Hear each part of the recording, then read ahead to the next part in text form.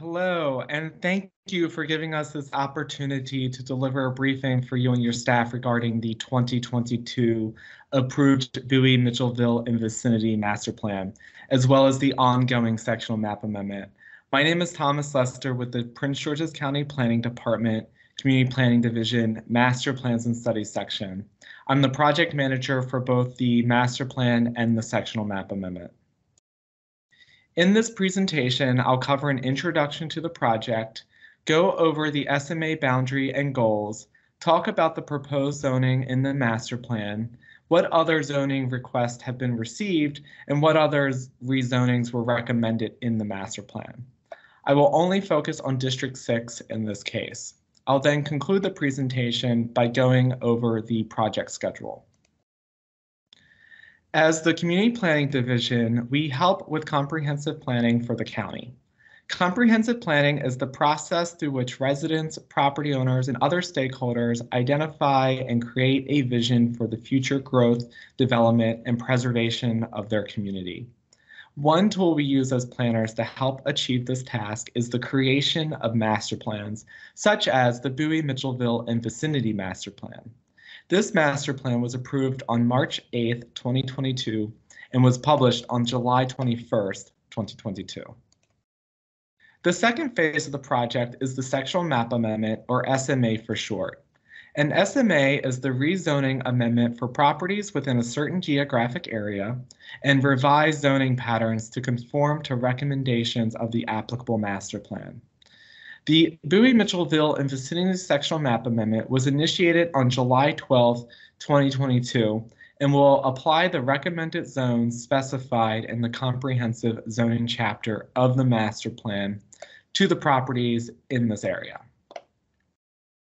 The Sectional Map Amendment covers the same areas as the master plan, including planning areas 71A and B, 74A and B, which includes the City of Bowie, Greater Bowie, as well as the unincorporated areas of Mitchellville, Collington, and Vicinity.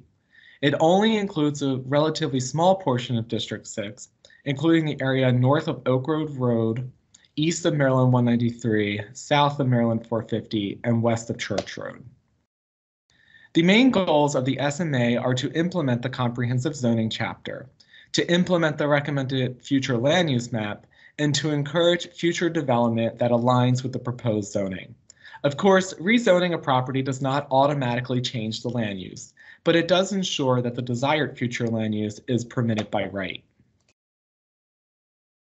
The new zoning ordinance and countywide map amendment went into effect on April 1st, 2022, which means that the SMA process and the zones used are based on the new zoning ordinance.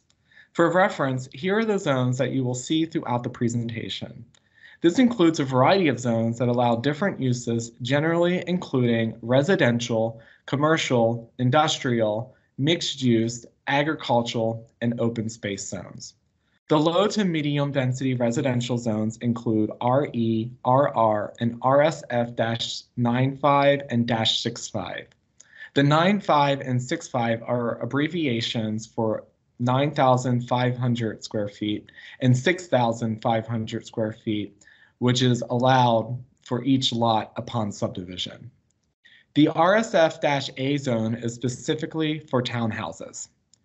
High-density residential zones include RMF-12 and -48, with the -12 and -48 abbreviation standing for the number of dwelling units per an acre. The commercial zones CN, CS, and CGO have been expanded in the current zoning ordinance to include not only commercial land uses, but also have essentially become mixed-use zones by permitting a range of housing options, mostly including townhouses and multifamily housing. There are two industrial zones with industrial heavy, permitting the most intense industrial uses, and industrial employment being more for office use than, say, manufacturing. The ROS AG AR zones are also low-density residential zones, but allow for a range of agricultural land uses and the preservation of open space. NAC and TAC are activity center zones, which are applied to our general plan centers where the highest amount of growth is desired and encouraged. LCD and LMXC are legacy zones that were carried forward from the old ordinance to preserve the unique characteristics decided on a case-by-case basis. For example, LCD and LMXC are unique in that there is no use table like for a traditional zone, but instead the uses are defined as part of the development process. These zones are no longer applied in an SMA, but they can continue to exist as legacy zones. Next, we'll look at Freeway Airport and Frank's Nursery. These two properties that the master plan has recommended for rezoning and that have received a request from a property owner that supports the recommendation in the master plan. First, let's take a look at Freeway Airport. In the master plan, there is a recommendation in the land use chapter under LU, or Land Use 3.1, which recommends redeveloping the property with medium density single-family housing, either attached or detached. This land use was also reflected in the future land use map. There was also a recommendation in the comprehensive zoning chapter under CZ 3.3 to reclassify the property to the RSF-A zone. Therefore, now that we are completing the SMA, this will be implemented under zoning change 56. We did receive a zoning request form number 6 from the property owner representative to rezone the property to the RSF-A zone. Again, the RSF-A zone is mostly used for the construction of townhouses. Now let's look at Frank's Nursery. In the master plan, there is a recommendation in the land use chapter under LU 17.1, which recommends redeveloping the property to commercial land use. This land use was also reflected in the future land use map.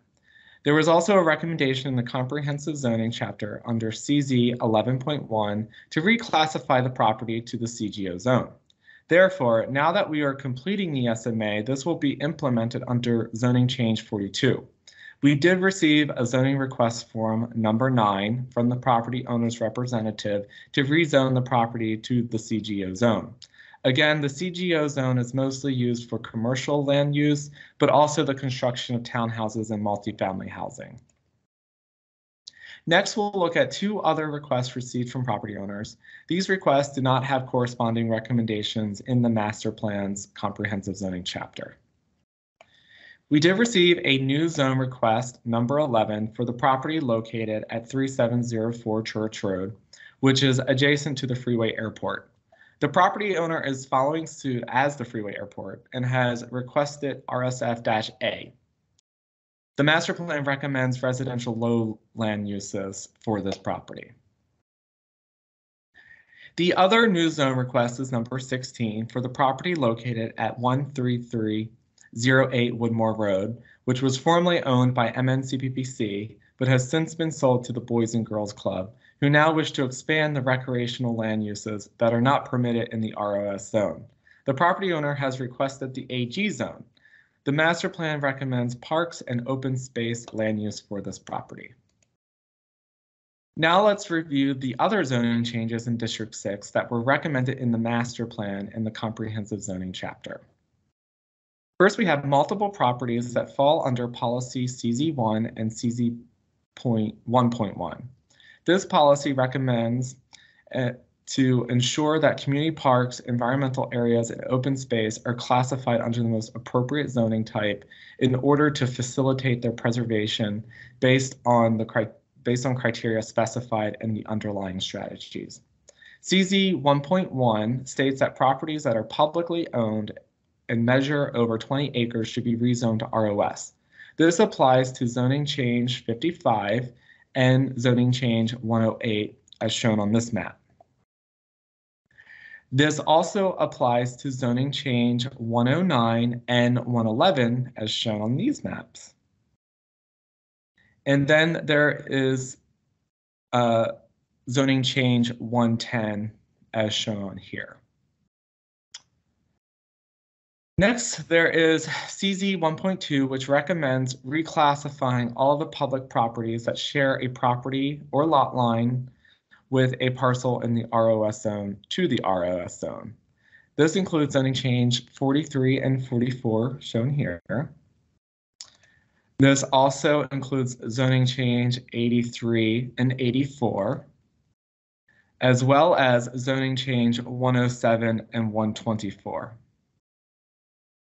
Next, we can look at the properties that fall under CZ 1.4, which reclassify sensitive areas in the southern SMA area to the ROS zone. This specific property, which falls under zoning change 125, contains a stream bed and a floodplain, which this strategy strives to help protect.